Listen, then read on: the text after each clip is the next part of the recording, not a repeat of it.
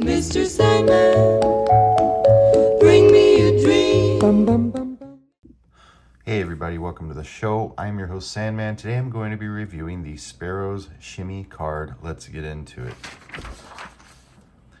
Shims are pretty handy to have, but unfortunately bulky.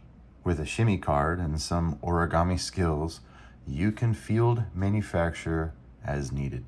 Credit card in size and extremely thin, these stainless steel cards can rest in your everyday carry until the need arises. Designed by a lock noob with a bit of help from Sparrows. So someone reached out to me and it's like, hey man, what do you think of the shimmy card? And I just don't shim locks ever. I just don't. It was something that I did a lot when I was in the Marines. I used to teach my Marines how to pick locks and I used to teach them how to shim locks. Back then, the big thing on YouTube, so we're talking, I started picking locks in 2007 on my second deployment. And YouTube came about, I think, 2004. So I remember 2008, 2009 time frame. It was the popular thing on YouTube that was floating around was a lot of ITS tactical videos. And those guys were teaching how to break out of zip ties and how to, tie knots. And then they were also doing a lot of lock shimming using Coca-Cola bottles, or cans, using, cans, just soda cans. And aluminum cans or metal cans, I don't know, whatever. So the cans we were using in the Marines, we would just, grab a type of, a soda can and, like a Monster energy drink can, and you'd cut it into these shapes and then you would, make a shim out of it. And now they do actually have real shims. I might have an actual shim with me. Sorry. Yeah. Oh, hey, here we go. Didn't mean to break away from the scheduled programming, but so some people actually make shims like this. They make these shims. People make these, they sell them. I'm pretty sure you can probably buy these things on Amazon. I have them. I haven't used these things in 15 years easily. So I thought it was cool to teach my Marines how to shim padlocks using a Coke can, because the lesson wasn't how to get into things. The lesson was how to think outside the box and how to use everyday objects to problem solve. And that's really all it was. And then at some point, I probably spent $5 or $10 buying these. They come in different sizes. There's a large one and then there's a small one. And sometimes when you pick one of these locks, you have to use two small ones and you have to use two large ones. I don't even know if I have there we go, there's a large one. You have to use one on each side. And so I guess, we may try these or not. I don't know. I'm not a big fan of these. I'm not going to discount them. These are actual tools. I'd rather have these than these. The idea is that this is supposed to be for everyday carry and emergency use. I think the point of this video is to see if this is actually going to work or if this is just garbage and gobbledygook. At the end of the day, instead of carrying this, I would still just rather carry a lockpick. I just absolutely would. Though someone could argue that you could probably shim this guy, so we're going to add that to the mix too. So this being said, I've never used this product before. This is a product testing video, really, instead of just a review. I mean, I guess it's both, but we're going to see if I can actually, pop some of these locks open. So let's just get into it. And hey, listen, if my freaking phone turns off halfway through this, understand I'm having issues with my phone. I don't know what's going on with it. Made in China. Got it. Sparrows, this card. It says, warning, edges can be sharp when punched out. I'm surprised that it has this card, because even though this is thin stock, I don't see this actually falling apart, but maybe it would in packaging, I guess. Yeah, I guess I could see that. I'd like to use this card for loiding or slipping latches. I think especially if this card had something notched out on it, that would have been smart. But perhaps this is supposed to go in your wallet with the shimmy. I don't know. I guess maybe it goes in your wallet. I don't understand the purpose of the card. That's fine. I would use it. I'd use the card to loid. Loiding is when you slip a latch that doesn't have a dead latch mechanism on it. All right, how am I going to get into this thing? I'm already hitting a brick.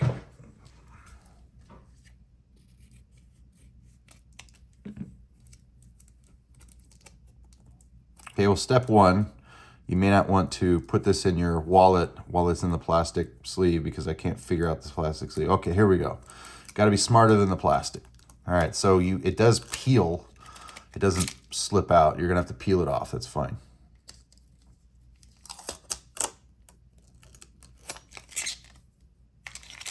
Okay. Sorry, I'm dropping stuff all over the place. Okay, so we have 1, 2, 3 types of shims here that we could use for various applications. We have one here that we could use for probably decoding combination locks, and it has handcuffs on it, so I'm guessing we could use it for handcuffs. I'm not going to demonstrate that on this. I'm a fan of locksport, but I'm not a fan of demonstrating handcuffs out of respect for law enforcement. Let's try just disassembling these things one at a time.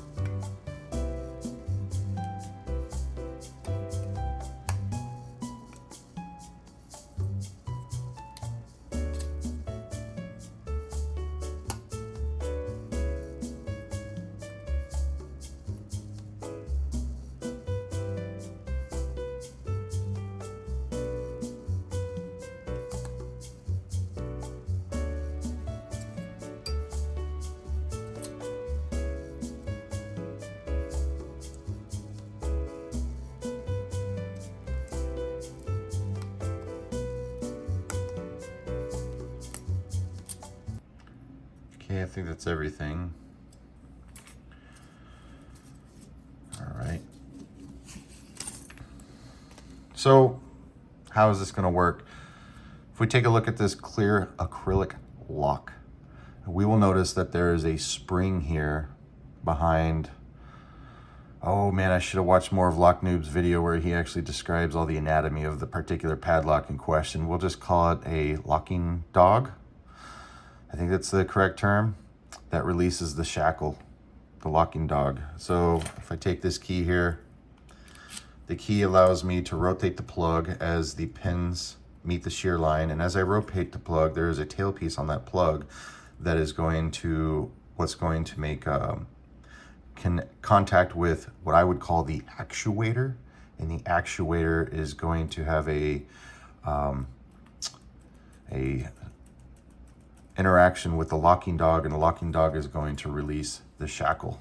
Now this particular one looks like it only it does. It releases the actuator and the lock dog, so I guess you could just call the whole thing a lock dog, but it releases on both ends. So that may mean I need my accent came out there, didn't it? This may mean that I need to shim both sides. Yeah, I will have to shim both sides in order for this lock to open. Why is this lock not opening? What is going on?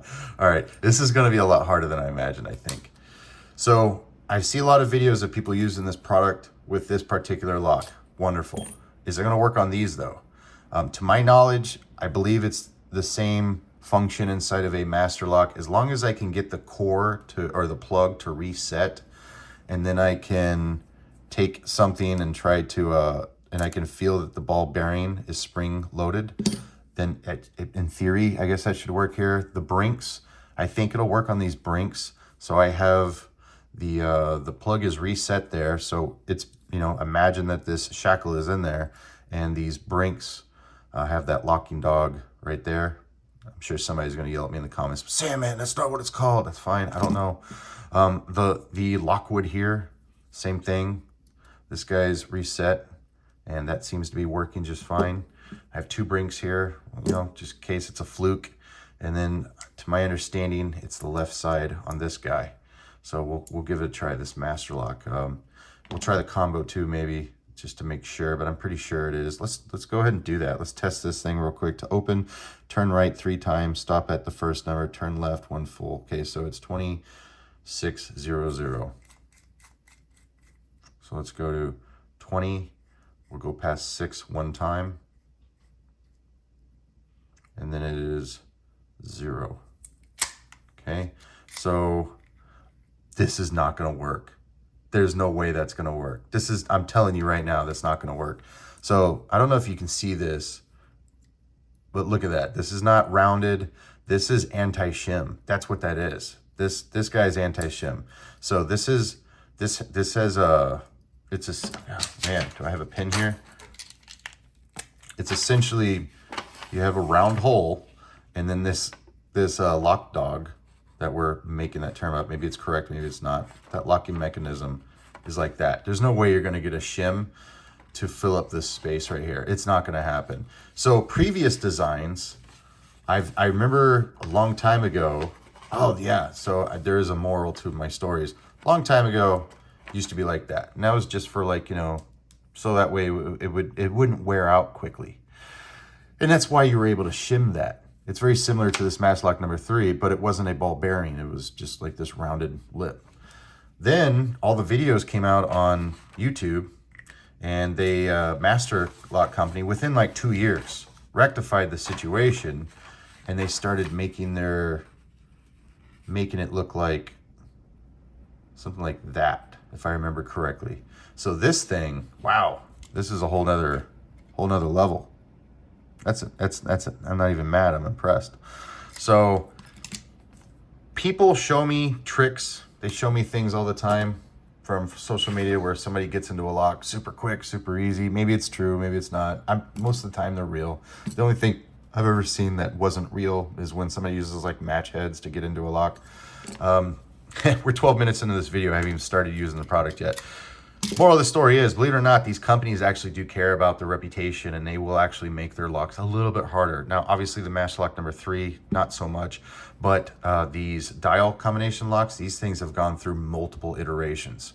So trying to even manipulate these, that has changed over the years as well. So I'm not surprised that I'm not going to be able to, no, there's no way I'm going to be able to shim that. So that's, there you go. There's that. So let's start with this, because it's see-through, it's acrylic. We know that it should work on this. Let's give that a try.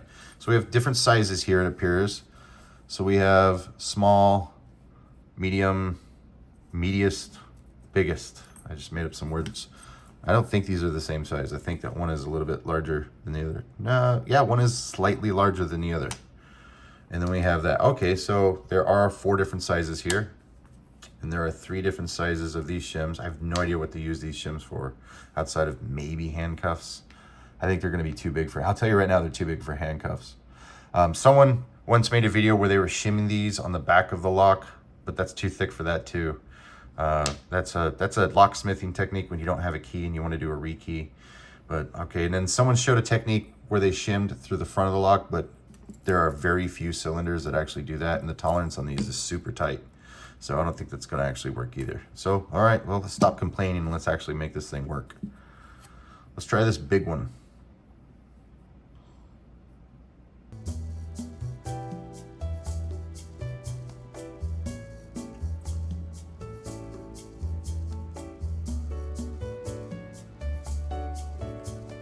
Can I cheat? Is this cheating? I want this to be successful, believe it or not. I don't just shit on Sparrows because for my health. So we want to go in on the outside first and not cut ourselves in the process.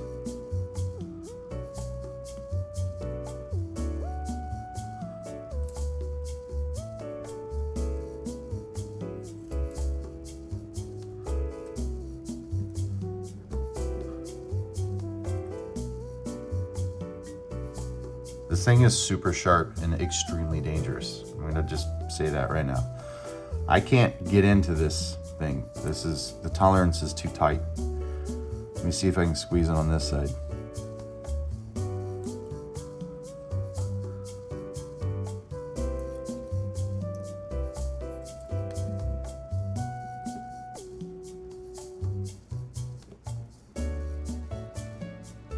I'm gonna cut myself if I do that. So this one's too big.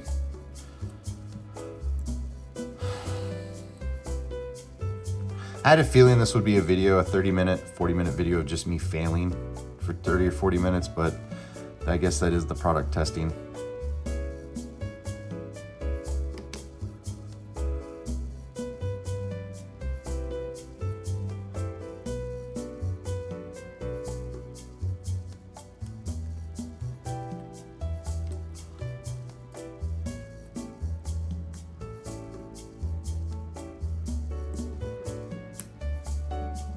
Oh, hey, look, we're in. I'm surprised. Let's try rotating it.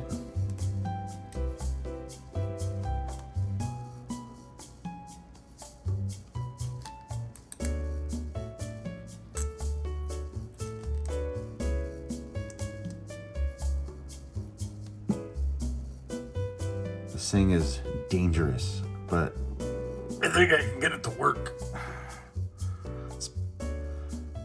Okay, I think that one side is in. Yeah, that looks good. But I have this other lock dog to deal with. Let me try this guy again.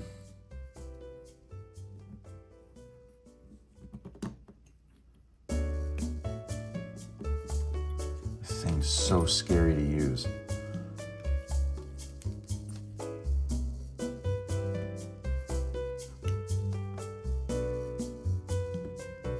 No, that's not going. That's just too big, I guess. All right, let's try this one.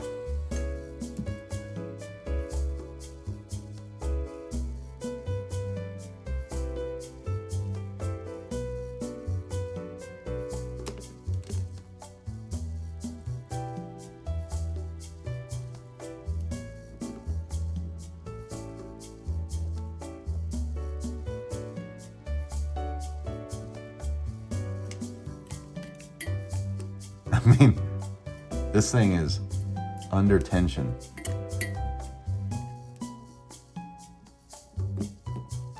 There's a reason I don't practice this stuff. It's dangerous. Golly.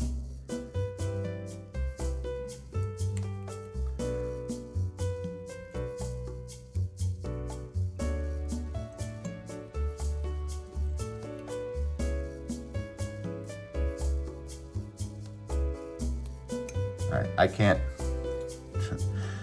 The tolerances on this lock is too tight. I can't get this thing to rotate.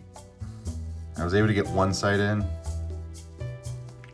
I can't even pull it out. Okay, here we go. All right, I got one in. Let's call this a fail. I can't do this. Alternatively, I don't know.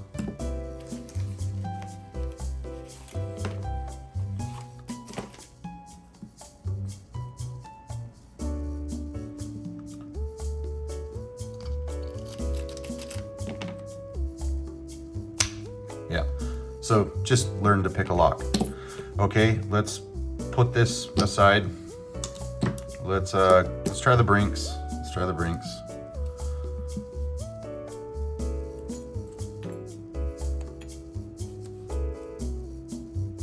Nope. No chance in hell. Nope. And nope. Wait, that was close. Hold on. Nope. Nope. Yeah, the tolerance is just way too tight on these Brinks. At least that one. Let me try this one. Nope. Nope. Okay. Okay. Well, how else would we get into a Brinks?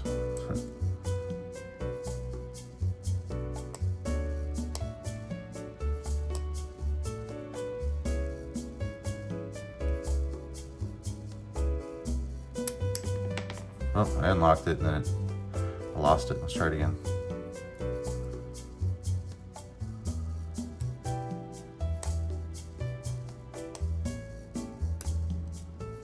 Okay. Lesson learned there is just learn to pick a lock. Let's try this Brinks. Maybe the tolerances might be different. Nope. There's no way it's going in there. It's just not. Okay. That's not gonna work.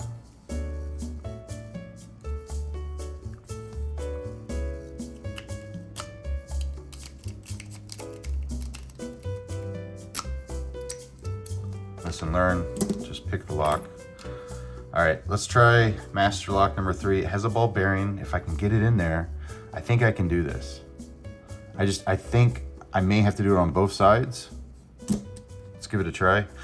Other problem is you have to understand that not all locks are gonna have retractable lock dogs or whatever we're making the word up for today. I don't know if I know a lot about locks, but I don't know if I can just look at a padlock and be like, oh yeah, I could do this technique on that lock. I don't know. I can look at a lock and know I can pick it, but I don't know if I can look at a lock and know if I can shim it. Maybe that's just something that takes practice. So I think we want to start on this side.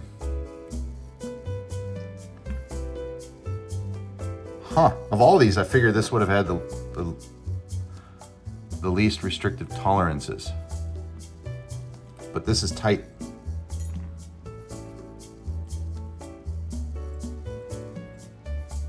Yeah, that's not going in there. Let's try this side.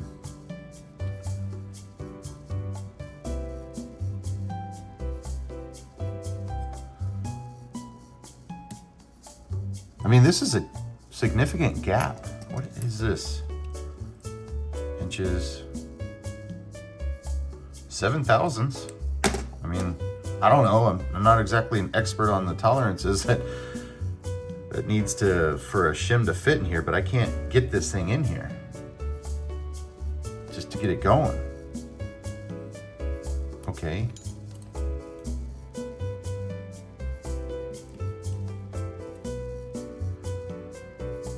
I want to make this work.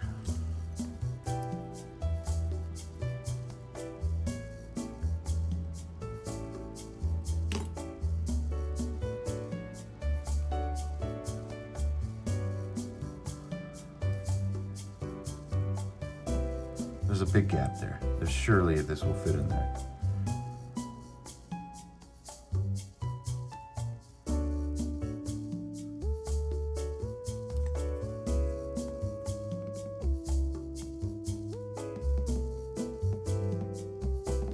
No, that's as far as I could go. So that's a wash. I can't get the tools in there.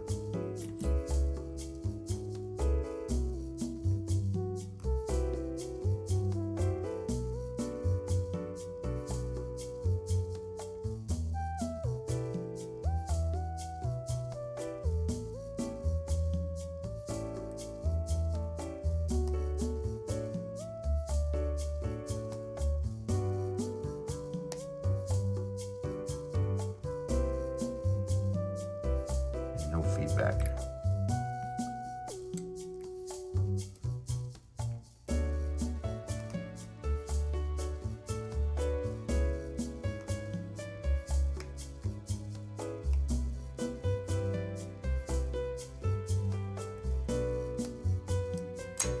Lesson learned, just learn to pick a lock. Okay, last one. We have a Lockwood 12040. Very common in Australia. You can still get these in America because I have it. I feel really defeated right now. Oh man, I can tell you right now, it's not gonna fit. It's not. No, not a snowball's chance in hell. I'm really surprised I couldn't get it to work in this guy. I really wanted this to work. Let's cheat here for a second. Let's see if I can just put it in and then lock it. No, that's not. It's not something. Okay, I don't know what's going on. Okay, I can tell you right now, this is not going to fit.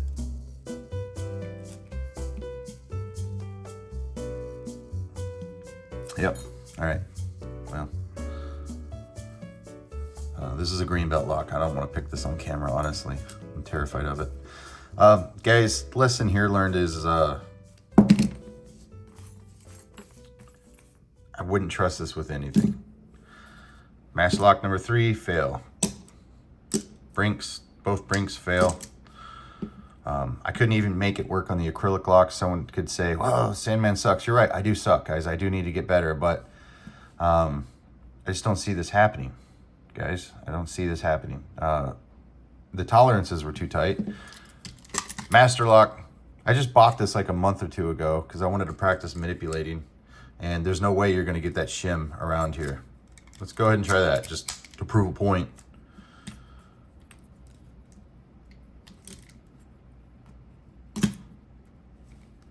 Look at that. That tolerance is really good there. Yeah, this thing's not going in at all. Crazy. All right, well, 7 thousandths is too big. Okay, well, that's exactly what I expected from this video. I didn't think I was really going to get very far with this video. I didn't want it to be a failure. I wanted it to be a success. But I had a feeling that that would be the outcome. And I was correct.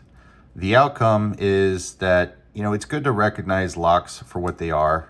Like this lockwood here. I don't think it's something I'm going to be able to just pick inside of a minute. It's something I'm working on trying to be able to pick inside of a minute, but I don't necessarily think that it is.